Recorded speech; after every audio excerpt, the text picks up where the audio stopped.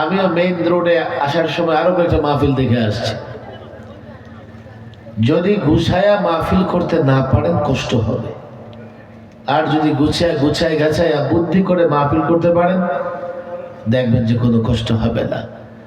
আমি তো অবাক হই যে কিশোরগঞ্জে রাতব্যাপী মাহফিল হতো, এখনো তো 12টা বাজে না, আপনারা এত তাড়াহুড়ো শুরু করছেন কেন?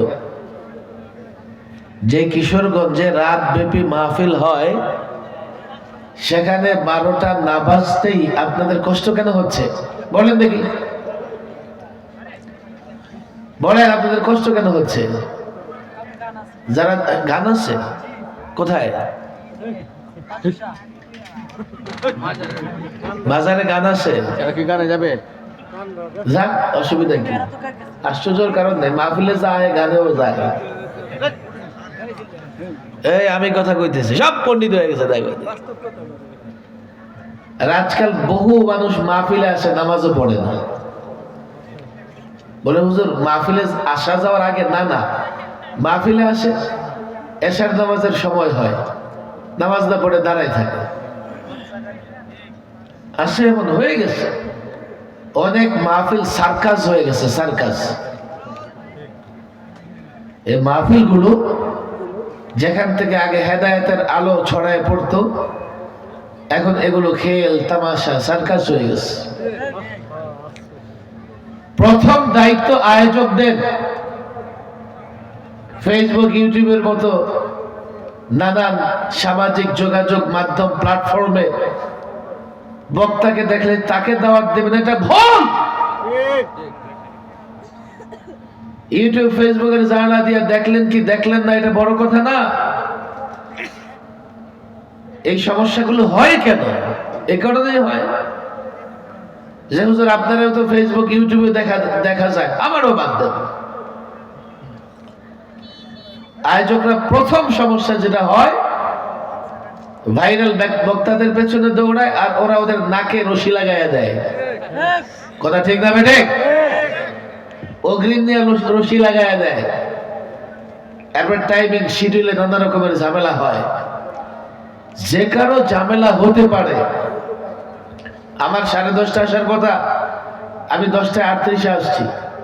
ভাবলাম যে আমি তো 8 মিনিট দেরি করে ফেলছি, আচ্ছা একটু বসি।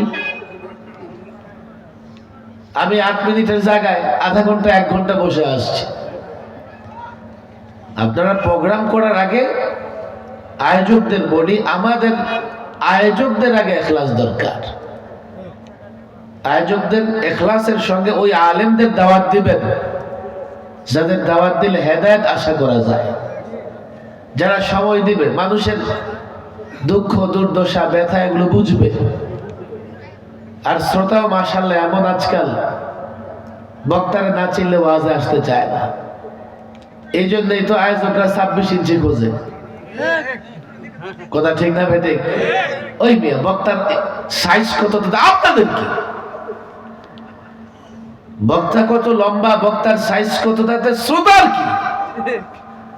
ওয়াজ শুনতে আসেন না খেলতামাশা দেখতে আসেন? এই জন্যই বলি যে বলছে সত্য বলছে।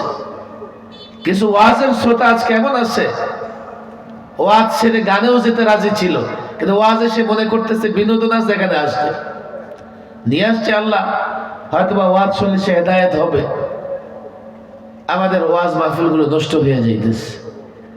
ওয়াজ মাহফিল গুলো আগে হেদায়েতের মাধ্যম ছিল, এখন এগুলো এন্টারটেইনমেন্ট, বিনোদন হয়ে যাইতেছে। আর একটা আয়োজকদের দোষ হলো বক্তা সিলেকশন। ওয়াইজ আলেম ওয়াইজদের দাওয়াত দিবেন। এলাকার মানুষ পচা গান্দা খায় রুচি নষ্ট হয়ে গেছে। 10 জন আসুক, আমি তো মনে করি আমার সামনে যদি 10 জন বসে থাকে আমার বয়ান করতে কোনো কষ্ট নাই। আমি 10,000 লোকের বয়ান শোনাবো আল্লাহর খুশির জন্য, 10 জনকেও বয়ান শোনাবো আল্লাহর সন্তুষ্টির জন্য। কথা ঠিক না বেঠিক? আপনারা সংখ্যায় কত হলেন আমার কি আসে যায়, আমার তো কোনো সমস্যা নাই। কিন্তু একটা প্রোগ্রাম, এই প্রোগ্রামটা আমি যা শুনলাম যথেষ্ট বিশৃঙ্খলা হয়েছে। টাইম ঠিক করে নিতে হবে। আমি যুবকদের, আয়োজক যুবকদের বলবো, মন খারাপের কোনো কারণ নাই। আল্লাহর সন্তুষ্টির জন্য মাহফিল আপনারা করবেন, কয়জন আসলো কয়জন আসলো না, কে মন্দ বললো কে ভালো বললো, এগুলো দেখবেন না। তবে হ্যাঁ, নিজের একটা সুন্দর পরিকল্পনা করে প্রয়োজনে আলেমদের বলি, এলাকার আলেম যারা আছেন, মাদ্রাসার ছাত্র যারা আছে, যুবকরা প্রোগ্রাম করতেছে, সহযোগিতা করো। ডাকলেও সহযোগিতা করো, ডাকা ছাড়াও সহযোগিতা করো। তাদেরকে নানা পরামর্শ দাও। যুবকদেরও বলবো, আলেমদের পরামর্শ দাও। এই যে তোমরা মাহফিল করো, বিশৃঙ্খলা হয়, আমরা কিন্তু বক্তা না, আমাদের সময়ের মূল্য আছে। আমরা 10 জন ছাত্র পড়ানোকে 10,000 লোকের সামনে কথা বলার চাইতে বেশি গুরুত্ব দিই। আমাদের সময় নষ্ট করা যাবে না। এই জন্য ইন্তজাম ঠিক করতে হবে। এই যুব সঙ্গে কয়জন যুবক আছে? 60 জন। আলেম নাই? আরো কিছু আলেম দিবেন। পরামর্শ করে ভাইরাল বক্তাদের পেছনে দৌড়াবেন না। এটা আজকাল বড় সমস্যা হয়ে দাঁড়াইছে। একজন ভাইরাল হয়েছে, গোটা দুনিয়া তার পেছে দৌড়ায়, তো একদিনে সে প্রোগ্রাম কটা করতে পারে? যদি বলে অন্য কোথাও প্রোগ্রাম আছে, তখন অফার দেয়, বিশেষ অফার, হুজুর টাকা বাড়াইয়া দেব। বলে কি বলে না? বেচারা 1 দিন 2 দিন 3 দিন কত সহ্য করবো? ঠিক আছে, টাকা বাড়াই দিলে যাবো। প্রোগ্রাম রাখে একটা কিশোরগঞ্জে, আরেকটা রাখবে ব্রাহ্মণবাড়িয়া, একটা গেলে আরেকটা নাই। ভাইরাল বক্তাদের পেছনে যতদিন ছুটবো, এই মাহফিল গুলো হেদায়েতের আর কাজে আসবে না। আলেম ওলামাদের আমি এই জন্য বলি, আলেম ওলামাদের সাথে পরামর্শ করে এমন আলেমদের দাওয়াত দিবেন যাদের কথাগুলো আমরা মানতে পারবো, আমল করতে পারবো। কথা ঠিক না বেঠিক? আমারই মেজাজ নষ্ট হয়ে গেছে, কি ওয়াজ করবো বলেন? আপনাদের অবস্থা দেখে এখন আমি ওয়াজ করুম, আপনারা যাইতে থাকবেন। মনে যে আমার ঠেকা লাগছে, এক একটা ধরে রাখুন। আমি যাবো ঢাকা, এখান থেকে 4-5 ঘন্টা লাগবে, আর আপনারা 2 কদমে বাড়ি যাবেন, আপনারা ছটফট করতেছেন। ওই বেচারা ঠিক মতো তেলাওয়াত করতে পারে নাই। হ্যাঁ, লম্বা তেলাওয়াত হইতেছে, এই জন্য বলি যে টাইমিং, শিডিউলটা। আমি যখন বের হইছি, তেলাওয়াত করবে সংক্ষিপ্ত একজন তেলাওয়াত করবে। কোরআন তেলাওয়াতে বাধা দেওয়া যায় না। কেউ তেলাওয়াত করতে থাকলে তো নিষেধ করা যায় না। আল্লাহর কালাম তেলাওয়াত হইতেছে, এখন বেচারা তো মানুষের অস্থিরতা বুঝতেছে না। তাহলে আজ বেটা রংচাওয়ালা, ফ্রি দেশ না বিক্রি করস? এদের রংচা বিক্রি করতেছে, মেজাজ খারাপ আমার বুঝে না। জুলাই রেখে দেবো বেটা। দুরূদ শরীফ পড়েন, দোয়া হয়ে যাবে। দুরূদ শরীফ। আরে আমি তো নারাজ না, শুনলে তো ঠিকই করুন। আসলে বলেন, শুনবেন? আরে আসলে আমার তো বিশ্বাস হইতেছে না। আসলে আসলে আচ্ছা, কিছু আমলের কথা বলে দিই, শুনবো ইনশাআল্লাহ। আসলে আমার তো বিশ্বাস হইতেছে না। বলেন আলহামদুলিল্লাহ। সবাই সবাই আলহামদুলিল্লাহ। এই তোমরা যারা আছো স্টেজে উঠো, স্টেজে উঠো। না, আমি নিচে নামতে কেমনে বলি, উপরে উঠো। আদালে সামনে আসো। এই ইয়ং পারসন যাও।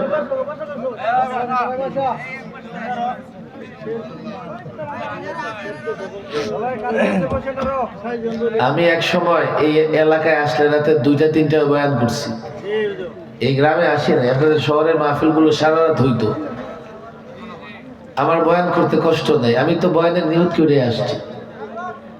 হ্যাঁ, বসে যান। মাশাআল্লাহ, এখানেই তো এক মাহফিলের লোকজন দাঁড়ানো ছিল। ওই তোরা 2টা কি হয়েছে?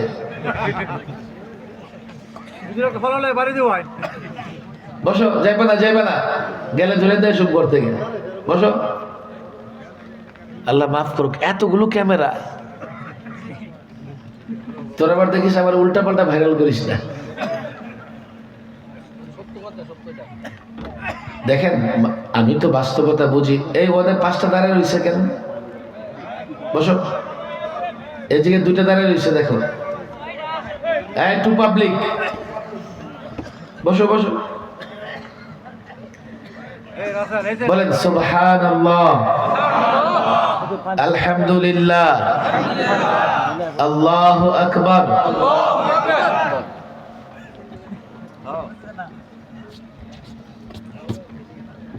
কিচ্ছু করণ যায় না ক্যামেরার লেগে। কিরামান কাতিবিন সময় নেয়, ওরা কিন্তু সময় নেয় না, লাইভ হতে থাকে তো। গুনাহ হয়ে গেলে গুনাহ যে লিখে ফেরেশতা একটু সময় নেয়, দেখি তওবা করে কিনা। কথা ঠিক না ঠিক? কিন্তু আজকাল লাইভ যখন হইতে থাকে সঙ্গে সঙ্গে সঙ্গে সঙ্গে যা করবে প্রচার হয়ে যায়। কথা ঠিক না ঠিক? আমরা প্রত্যেক মাসে একটা আমলের কথা শোনাই দিই, যেহেতু আপনারা চাইছেন। প্রত্যেক মাসে জান্নাতে 15,000 গাছ লাগাইতে পারি খুব সহজে। সুবহানাল্লাহ বলবেন না? প্রত্যেক মাসে সহজে জান্নাতে কত হাজার গাছ লাগাইতে পারি? বলেন কত হাজার? হুজুর কিভাবে? আগে আমার এই প্রশ্নের উত্তর দেন, জান্নাতে গাছ লাগানোর দরকার আছে না নাই? আপনি যে এত বড় জান্নাত পাবেন, দেখেন আমরা তো গুনাহগার, আল্লাহ তাবারক ওয়া তাআলা যদি মাফ করে দেন সহজে জান্নাতে চলে যাব। যদি গুনাহের কারণে আল্লাহ শাস্তি দেন, যেহেতু ঈমান আছে আমাদের, ঈমানদার, একটা সময় তো জান্নাতে যাব।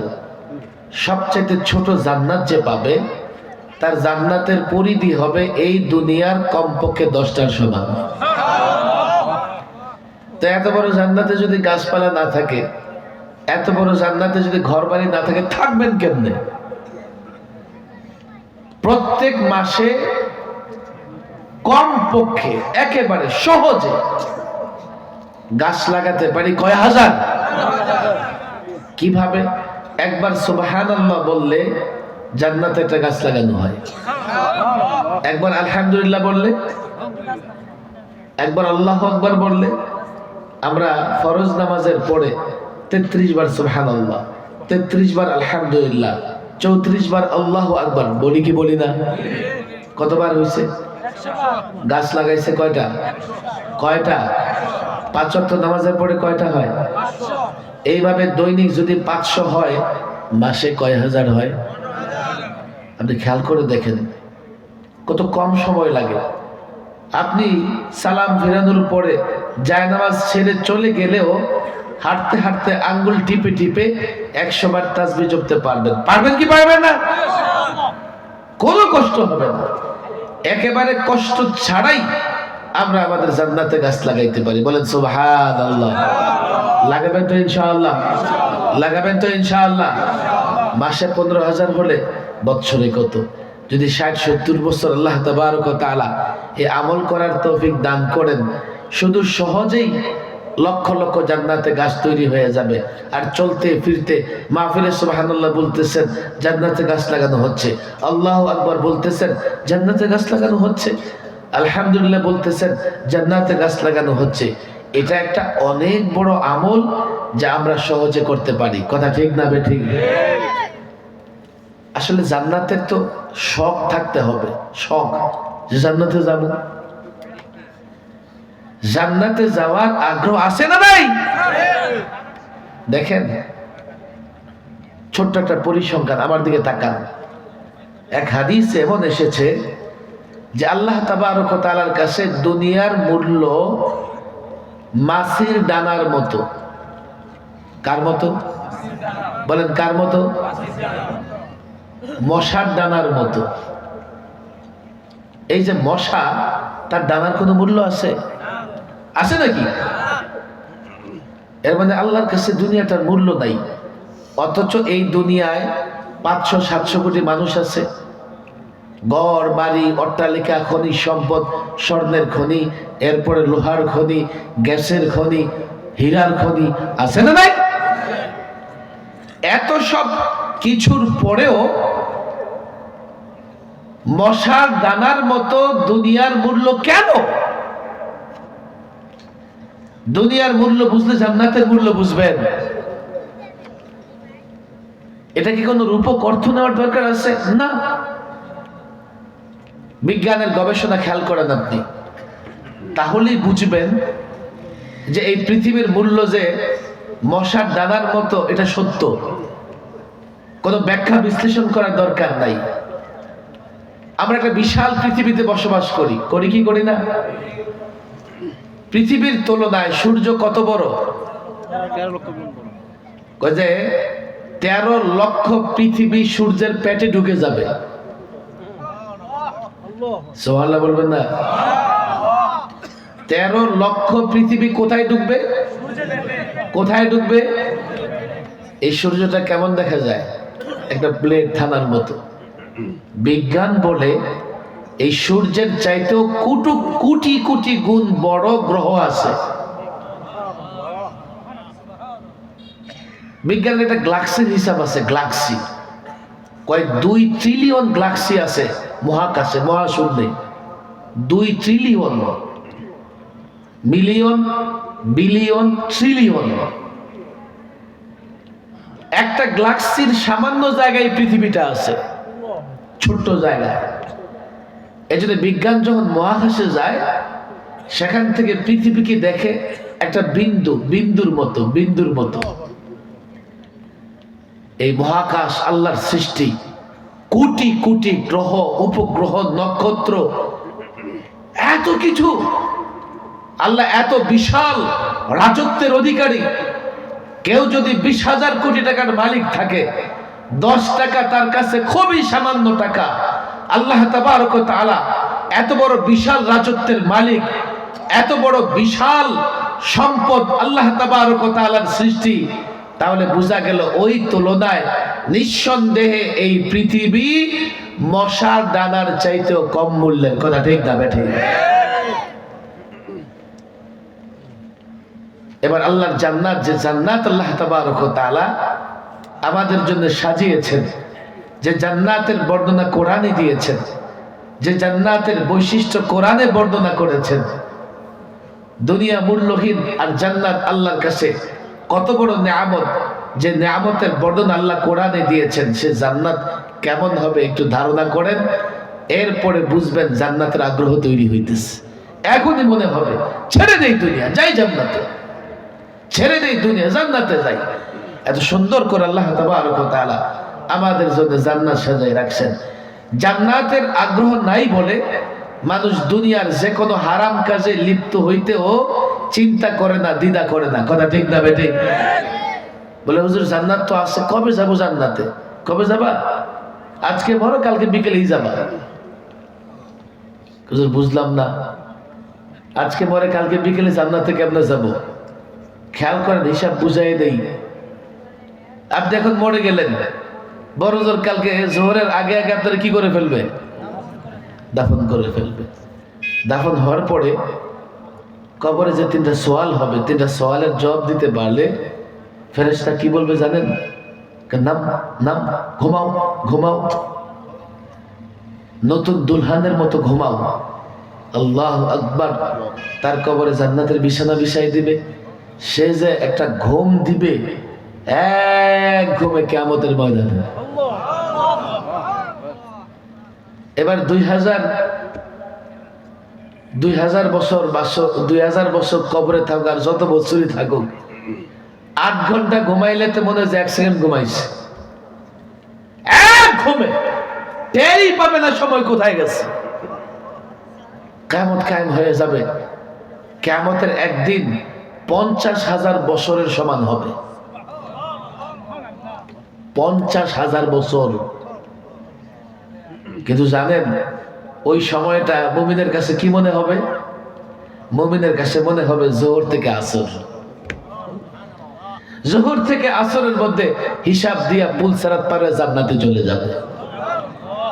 আপনাকে জোহরের আগে দাফন করা হয়েছে, আপনি ঘুম দিছেন, মনে হবে সামান্য সময়। ঘুম থেকে উঠা হাসরের ময়দানে দাঁড়ায় গেছেন হিসাব দেওয়ার জন্য, হিসাব দিয়ে ফেলবেন, মনে হবে জোহর থেকে আসর, আসরের পরে জান্নাতে চলে যাবে। যদি পাপী হয় প্রত্যেকের আমল অনুযায়ী, কিয়ামতের ময়দানের এই লম্বা সময়টা তার কাছে অনুভব হবে। পাক্কা খাঁটি মুমিন মুসলমান জোহর থেকে আসে। কিন্তু পাপীদের জন্য, পাপিষ্ঠদের জন্য, কাফের বেঈমানদের জন্য ঠিকই এটা 50,000 বছরের মতো মনে হবে। জান্নাত তো কাছে, জাহান্নাম আরো কাছে। সাকারাতুল মউত, মৃত্যু যন্ত্রণাই তার কাছে জাহান্নামের কষ্টের মতো মনে হবে। এরপরে সে যখন কবরে যাবে, মুনকার কবরে যখন যাবে, মুনকার নাকিরের সওয়ালের জবাব দিতে পারবে না। দুনিয়াতে যে পাপটা সে বেশি করত, এই পাপের শাস্তি সে কবরে ভোগ করবে। জান্নাত জাহান্নাম দুইটাই কাছে। কি মনে করেন যে 1000 বছর, 2000, 10,000 বছর? আমল করে দেখেন, খুব সহজে আল্লাহ যদি জান্নাত দিয়ে দেয়, মাফ করে দেয়, সামান্য সময়ের ব্যবধানে আমরা জান্নাতের নিয়ামত ভোগ করতে থাকবো।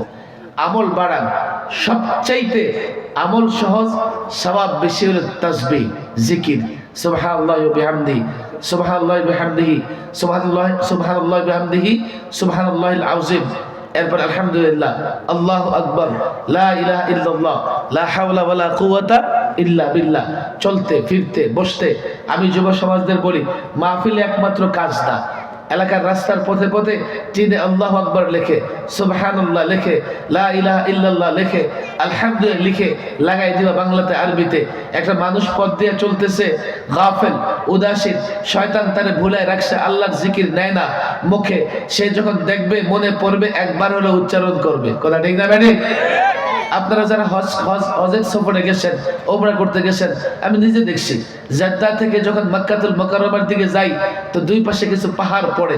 এই পাহাড়ের এত উপরে আরবের ছেলেরা হাতে লিখে রাখছে, সুবহানাল্লাহি ওয়া বিহামদিহি, সুবহানাল্লাহিল আযীম, আস্তাগফিরুল্লাহ, আস্তাগফিরুল্লাহ, আস্তাগফিরুল্লাহ, লা ইলাহা ইল্লাল্লাহ, লা ইলাহা ইল্লাল্লাহ। হাজার হাজার আরবের যুবকদের আমি দেখেছি, যাদের কাছে বসলে একটু পরপর বলবে আস্তাগফিরুল্লাহ, আস্তাগফিরুল্লাহ, আস্তাগফিরুল্লাহ। মদিনার যাওয়ার আসা যাওয়ার পথে অনেক মুসলমানকে আমি দেখছি সারাক্ষণ দুরূদ শরীফ পড়ে, সারাক্ষণ দুরূদ শরীফ পড়ে। আর আমার দেশের যুবকদের জবানে হিন্দি গান আর বাংলা গান, ডিস্কো গান আর এই গান ওই গান, আল্লাহর জিকির নাই। কথা ঠিক না বেঠে? বরকত কেমনে আসবে? তোমরা এইভাবে কাজ করো যাতে করে মানুষের মুখে মুখে আল্লাহর জিকির চলে আসে। সবচাইতে বড় জিকির তো কোরআনে কারীম। কোরআনে কারীম বিশুদ্ধ করে পড়ার দরকার আছে না নাই? বলেন, কোরআনে কারীম বিশুদ্ধ করে পড়ার দরকার আছে না নাই? তোমাদের মাহফিলে বক্তা ছাড়াই জনগণ আসবে। 1 বছর এলাকার 20টা মসজিদ বাছাই করে নাও, আলেমদের দাওয়াত দিয়া প্রত্যেক মসজিদে নিয়মিত বয়স্কদের কোরআন শিক্ষার ব্যবস্থা করো। মাহফিলে খরচ করছো 3 লাখ, 50,000 খরচ করে 1 বছর এলাকার 10টা মসজিদে এই বয়স্কদের কোরআন শরীফ শিক্ষা দাও। কমসে কম 10টা সূরা বিশুদ্ধ করে শিক্ষা দাও। এরপরে ঘোষণা করো, আমরা মাহফিল করব, আলেম আসবে, হেদায়েতি বয়ান করবে, ইসলামী বয়ান করবে। কোনো ভাইরাল বক্তা লাগবে না, ইউটিউবের বক্তা লাগবে না, ফেসবুকের বক্তা লাগবে না। মাঠ কানায় কানায় ভরপুর হয়ে যাবে। ওরা এখান থেকে প্রকৃত শিক্ষা নিয়ে যাবে, কোরআনের তালিম নিয়ে যাবে। কেউ ডিস্কো দেখতেও আসবে না, কেউ বিনোদন দেখতেও আসবে না, ভাইরাল বক্তাও আসবে না। দুনিয়াতেও সফল হবে, আখিরাতেও সফল হবে। মেজাজ নষ্ট হয়ে গেছে গান্দা পচা খাইতে খাইতে। এই জন্য মাহফিল আয়োজন করে টেনশনে থাকা লাগে। আমলদার আল্লাহওয়ালা বুজুর্গ আলেমদের দাওয়াত দিবেন, আর আপনারাও আসেন, ওয়াদা করেন এই যুবকরা মাহফিলে বক্তা আলেমদের দাওয়াত দিবে। চিনবেন কিংবা চিনবেন না, চিনেন কিংবা চিনেন না, আসবেন তো ইনশাআল্লাহ? হাত তুলে ওয়াদা করেন, ওয়াদা করেন। আমি যুবকদের কিছু আপনাদেরও বলে যাই, লম্বা লম্বা হাত তোলেন। বক্তা চিনেন আর না চিনেন, এই যুবকদেরকে তো আমি বলছি, আলেম দাওয়াত দিবে, পরহেজগার মোত্তাকি আলেম দাওয়াত দিবে, কণ্ঠস্বর থাকলেও দাওয়াত দিবে, না থাকলেও দাওয়াত দিবে। আপনারা না আসলে তো ওরা মন খারাপ হবে। কথা ঠিক না বেঠিক? আসবেন তো ইনশাআল্লাহ? পাক্কা ওয়াদা? বলেন আসবেন তো ইনশাআল্লাহ? বলেন আসবেন তো ইনশাআল্লাহ? ইনশাআল্লাহ বলেন, ইনশাআল্লাহ বলেন। হাত নামান। দেখেন, ওয়াজ মাহফিল গুলোকে সার্কাস বানায়েন না, ওয়াজ মাহফিল গুলোকে সার্কাস বানায়েন না, এগুলোকে হেদায়েতের জরিয়া বানান, মাধ্যম বানান, মাধ্যম বানান। সার্কাস বানায়েন না রে ভাই। বিনোদনের কত রাস্তা আছে, ওয়াজ মাহফিলকে ওয়াজ মাহফিলের মতো থাকতে দেন। আল্লাহ তাবারক ওয়া তাআলা এই 60 জন যুবক আছে এখানে, প্রত্যেকটা যুবককে দিনের জন্য কবুল করে দেন। যুবকরাও চায় আপনারা আসেন। এখন আপনাদের পরিচিত বক্তা না হলে আপনারা আসবেন না। তো ওরা কি করে, পরিচিত বক্তার পেছনে দৌড়াইতে থাকে। ওরাও টেনশনে থাকে, আপনারাও নানাভাবে নানা টেনশনে থাকে। প্রয়োজনে মাহফিল আরো আগে শেষ করে দেবেন, জোহরের পরে শুরু করবেন, এশার মধ্যে মাহফিল শেষ। যদি 12টা পর্যন্ত মাহফিলে কষ্ট হয়, আমি যুবকদের বলি, দেখো মাহফিলের উদ্দেশ্য হলো সমাজ পরিবর্তন করা, লোকজন জমায়েত করা না। জমায়েত করলে তো ফাইটা যায় টাইপের কাউকে দাওয়াত দিলে আরো বেশি জমায়েত হইতো। কথা ঠিক না বেঠিক? লোক জমায়েত করা নয়, সমাজ পরিবর্তন করা। 10 জন মানুষ আসো, সে যেন নিজের জীবনে একটা পরিবর্তনের সিদ্ধান্ত নেয় যে এতদিন এটা করছি, এইভাবে চলছি, এখন থেকে ওয়াদা করতেছি আর চলবো না, সুন্নাহ মতো জীবন যাপন করব, আর বেরঙ্গামি করব না, বেলাইনে চলবো না, রং তামাশায় যাব না, নিজেকে সুন্নতের জন্য কুরবানি করে দেব, সুন্নাহ মোতাবেক জীবন পরিচালনা করব। এই পরিবর্তনের জন্য মাহফিল দরকার। তাহলে মাহফিল তো হচ্ছে অনেক, কিন্তু লোকদের ভিতরে মাহফিলের প্রভাব নাই। ওই যে আয়োজকদের এখলাস নাই, মিস্টার বক্তা সাহেবদের এখলাস নাই, আয়োজকদের এখলাস নাই, শ্রোতাদেরও এখলাস নাই। মাহফিলের ফায়দা কেমনে হবে? আয়োজকরা পরিবর্তন হয়ে গেলে বক্তাও পরিবর্তন হয়ে যাবে। আয়োজকরা যখন মুখলেস বক্তা তালাশ করবে, বুজুর্গ বক্তা, আমলদার বক্তা তালাশ করবে, বক্তা মনে করবে এখন আমলদার না হলে আমাকে ওয়াজ বন্ধ হয়ে যাবে। আয়োজকরা যদি চুক্তিবাদী বক্তা দাওয়াত দেওয়া বাদ দেয়, সব চুক্তিবাদী বক্তা দেখবেন পরবর্তী বছর থেকে চুক্তি বন্ধ করে দিবে। আর আপনারা আয়োজকরা যদি ডিমান্ডের পর ডিমান্ড দেখান, এক জায়গায় প্রোগ্রাম আসে 10,000 5,000 বাড়াইয়ে দিব, আয়ে পড়েন, আল্লাহ মাফ করুক, সকলে দুরূদ শরীফ পড়েন, দুরূদ শরীফ পড়েন। তোমরা যারা ইউটিউবাররা আছো, আমার কোনো বক্তৃতা ছাড়তে পারবে না আজকে। আমি আবেগে কিছু কথাবার্তা বলছি, এগুলা তো দরকার আছে, তো এরকম বক্তা ওদের জানানো দরকার মনে হয় না হুজুর। ওদের সদর 2-4 হাজার মিলে আমার গালি দিবে, ঠেকাইবো কে? গালি দিবে না হুজুর, এরকম আছে এবং কি এগুলা দরকার, ওদের কানে যাওয়া দরকার হুজুর। সাবধান এডিটিং করো, ঠিক আছে? আমি এমনি বড় খারাপ সময় পার করতেছি, খারাপ থাম্বেল দেওয়া যাবে না, ঠিক আছে? আসে অনেক বক্তার তেরা বাঁকা করে দাঁড় করে থাম্বেল দেয় কি দেয় না, আসলে ভিতরে কিচ্ছু নাই। আবার অনেকে লেখে কি অমুক দলকে ধুইয়া দিলেন সাখাওয়াত সাহেব, আসলে ভিতরে আমি কাউকে ধুই নাই, একটা দলের নাম লাগাই দেয়। এখন ওই দলের কর্মীরা কথা কিন্তু শোনে না, 2-400 আগে গালি দিয়ে নেয়, আগে গালি দেয়, শোনেও না, মনে হয় শুনলে তো গালি দিতে পারতো না। মাশাআল্লাহ ইউটিউবাররা, এই যে ক্যামেরাওয়ালা, ওরাও কষ্ট করে দেখেন, আমাদের কথাগুলো পৌঁছায় দেয়। আমি কখনো ওদেরকে ধাওয়া পাল্টা দেওয়া দেই না। অনেকে আছে আবার ক্যামেরাম্যান দেখলে ধাওয়া দিতে যায় না, এই রাতব্যাপী কষ্ট করতেছে, প্রচার করতেছে।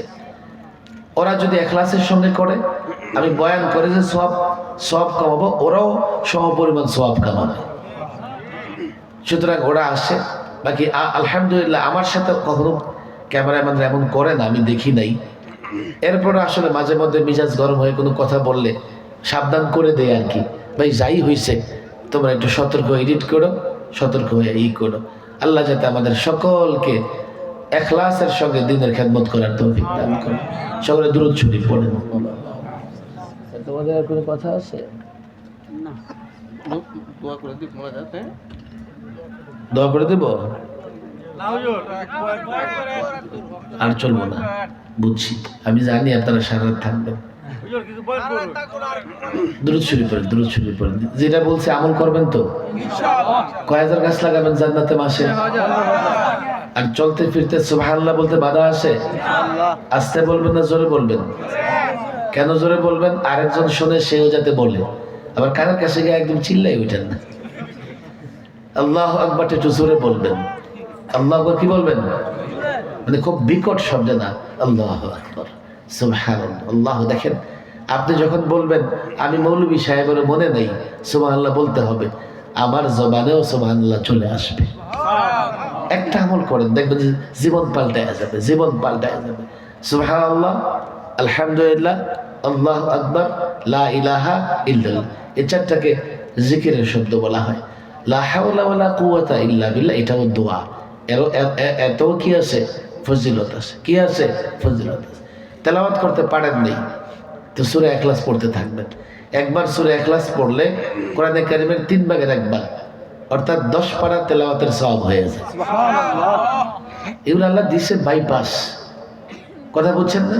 এগুলো যখন মানুষ আমল করে আল্লাহ তাবারক ওয়া তাআলা সওয়াব দ্বারা তার সওয়াবের ভান্ডার পরিপূর্ণ করে দেয়। আজকে এতটুকু আমল করেন, আরো কি শুধু কথা তো বললাম শ্রোতা হিসেবে। আমি জানি না আমি বাঁচবো কিনা, আমি জানি না আগামীতে এখানে আসবো কিনা, তবে এটা আমল করেন যাতে মাহফিলগুলোর মধ্যে প্রাণ থাকে, হেদায়েত থাকে। আমার দাওয়াত দিয়েন না। আমার ইউটিউবে দেখা যায়, ফেসবুকে দেখা যায়, দিলে আপনাদের কষ্ট হবে। বুজুর্গ আলেমদের দাওয়াত দিবেন, যাদের বয়ান করা লাগে না, যাদের কদমে কদমে আল্লাহ হেদায়েত রেখে দিস, যাদের চেহারা দেখলে আল্লাহ হেদায়েত দিয়ে দেয়। কি হইল রে ভাই আজকাল? তুমি কি হইল আজকাল? কাদের পিছে ছুটতেছে মাহফিলওয়ালারা? কাদের পিছে ছুটতেছে এই জাতি? কেন আজকাল মুরব্বী আলেমদের মূল্য নাই, বুজুর্গ আলেমদের মূল্য নাই? কেন রে ভাই? ওয়াজ কি বিনোদন? কি হবে? আল্লাহ মাফ করুন, আমাকে হেদায়েত দান করুন, আপনাদেরকে হেদায়েত দান করুন। আল্লাহুম্মা আনতাস সালাম ওয়া মিনকাস সালাম তাবারাকতা ইয়া যাল জালালি ওয়াল ইকরাম। ربنا ظلمنا أنفسنا وإن لم تغفر لنا وترحمنا لنكونن من الخاسرين. ربنا لا تزغ قلوبنا بعد إذ هديتنا وهب لنا من لدنك رحمة إنك أنت الوهاب يا رب العالمين يا رب العرش العظيم يا رب العرش الكريم يا خالق السماوات والأرض وما بينهما يا مالك السماوات والأرض وما بينهما يا أرحم الراحمين يا أكرم الأكرمين يا حي يا قيوم يا كريم يا كريم يا كريم يا الله يا الله يا ذا الجلال والإكرام আল্লাহ তাবারক ওয়া তাআলা যুবকদের উদ্যোগে সেই বিকেল থেকে মধ্যরাত পর্যন্ত যারা মাহফিলে উপস্থিত হয়ে ওলামাদের জবান থেকে আলোচনা শুনেছে, আল্লাহ প্রচন্ড ঠান্ডা, আল্লাহ বৃষ্টির মতো কুয়াশা পড়তেছে, এই অবস্থায়ও যারা মধ্যরাত পর্যন্ত মাহফিলে বসে আছে, আমরা যারা মাহফিলে সামান্য দিনই কথাবার্তা বলেছি, মালিক শেষ পর্যায়ে ভিক্ষুকের মতো দোকানে হাত তুলে আপনার দরবারে আল্লাহ ভিক্ষা চাইতেছি। মালিক আমাদের প্রত্যেককে আপনি আপনার দ্বীনের জন্য কবুল করে নেন। আল্লাহ তাবারক ওয়া তাআলা জীবনে যত ভুল করেছি, অন্যায় করেছি, নফসের উপরে জুলুম করেছি, আল্লাহ জেনে না জেনে গুনাহে লিপ্ত হয়ে গেছি প্রকাশ্যে, আল্লাহ উন্মুক্ত ময়দানে জীবনের সমস্ত ভুলের জন্য তওবা করতেছি, মাফ চাইতেছি। আমাদের সকলকে মাফ করে দিয়ে আপনার নেককার বান্দাদের অন্তর্ভুক্ত করে দেয়। আল্লাহ তাবারক ওয়া তাআলা যুব সমাজে মাহফিলের আয়োজন করেছে, বড় কষ্ট করে মাহফিলের আয়োজন করেছে। আল্লাহ উলামাদের দাওয়াত দিয়ে এনে নসিহত শোনার ব্যবস্থা করে দিয়েছে, অনেক খরচ করেছে। মালিক প্রত্যেকটা যুবকরে আপনি দ্বীনের জন্য কবুল করে নেন। আল্লাহ তাবারক ওয়া তাআলা এই যুবকদেরকে, এলাকাবাসী, সকল মুসল্লি, নামাজি ভাইদেরকে, সমস্ত ছাত্রদেরকে আয় আল্লাহ, আমরা দিনই যে কাজ করতেছি, কোরআন সুন্নাহ কায়েমের যে আন্দোলন সংগ্রাম করতেছি, আয় আল্লাহ আপনার বিধান প্রতিষ্ঠা করার যে লড়াই সংগ্রাম করতেছি, সেই লড়াই সংগ্রামে প্রত্যেককে আমাদের সহযোগী বানায়া দেন। আল্লাহ তাবারক ওয়া তাআলা, আমরা কোরআন এবং সুন্নাহর বিধিবিধান বাস্তবায়ন করতে চাই। মালিক, এরাদা তো আছে, আসবাব নাই। এরাদা তো আছে, লোকবল নাই। এরাদা তো আছে, কোনো সহায় সম্বল নাই। আল্লাহ, দিন প্রতিষ্ঠার আন্দোলন সংগ্রামে যত আসবাব দরকার ব্যবস্থা করে দেন, সংগঠন দরকার ব্যবস্থা করে দেন। আয় আল্লাহ, অনুকূল পরিবেশ দরকার ব্যবস্থা করে দেন। দুশ্মনের দুশ্মনী খতম করে দেন, শত্রুদের শত্রুতা খতম করে দেন। আল্লাহ, দেশের প্রত্যেকটা মুসলমানকে আমাদের দ্বীনি কাজের সহযোগী বানায়া দেন। আল্লাহ, প্রবাসী ভাইরাও দোয়া চেয়েছে, যারা নানা দেশে আল্লাহ বড় কষ্ট করে পরিবার পরিজন ছেড়ে জীবন জীবিকা চালানোর জন্যে, আয় আল্লাহ ঘর বাড়ি সন্তান মা বাবা থেকে বছরের পর বছর দূরে আছে, আমাদের এই প্রবাসী ভাইদেরকে আপনি কবুল করে নেন। আল্লাহ, তাদেরকে নিরাপত্তার জিন্দেগি দান করেন, তাদের পরিবার পরিজনকেও নিরাপত্তার জিন্দেগি দান করেন। আল্লাহ তাবারক ওয়া তাআলা, আমাদের মধ্যে যারা অসুস্থ তাদেরকে সুস্থতার নিয়ামত দান করেন, যারা পেরেশানিতে আছে পেরেশানি দূর করে দেন, যারা অভাব অনটনে আছে অভাব অনটন দূর করে দিয়ে প্রত্যেকের জন্য হালাল রিজিকের ব্যবস্থা করে দেন। আল্লাহ, বেকার যুবকদের কর্মসংস্থানের ব্যবস্থা করে দেন। মালিক, আপনার কাছে ফরিয়াদ, এলাকার কবরগুলোতে আপনার ডাকে সাড়া দিয়ে যারা শুয়ে আছে, জানি না তাদের কবরের কি অবস্থা। আল্লাহ, আজকের মাহফিলের উসিলায়, ওলামাদের আগমনের উসিলায়, আয় আল্লাহ দ্বীনি আলোচনার উসিলায় যদি কারো কবরে কোনো আযাব চলে থাকে, মাফ করে দিয়ে প্রত্যেকটা কবরকে জান্নাতের বাগান বানায়া দেয়।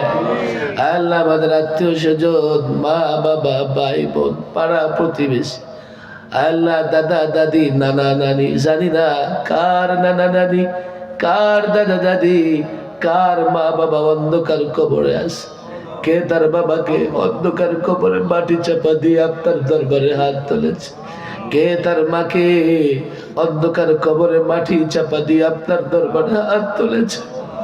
জানি না কোন বাবা, যে বাবা কলিজার টুকরা সন্তানকে মাটি চাপা দিয়ে আপনার দরবারে হাত তুলেছে। আল্লাহ, যারাই কবর দেশে চলে গেছে তাদের পক্ষ থেকে ক্ষমা চাই, মাফ চাই। আল্লাহ, তাদেরকে মাফ করে দেন, তাদেরকে ক্ষমা করে দেন, তাদের কবরগুলোকে জান্নাতের বাগান বানায়া দেন। আল্লাহ তাবারক ওয়া তাআলা আমাদের সকলকে দ্বীনের জন্য কবুল করে নেন।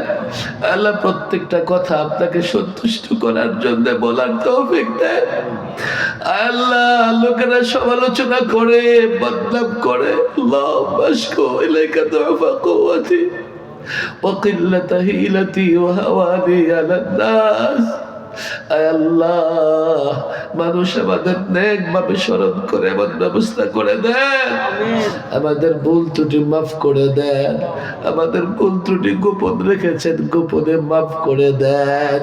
আয় আল্লাহ, সত্যিকার অর্থেই দ্বীন এবং ইসলাম কায়েমের জন্য লড়াই করার তৌফিক দান করে।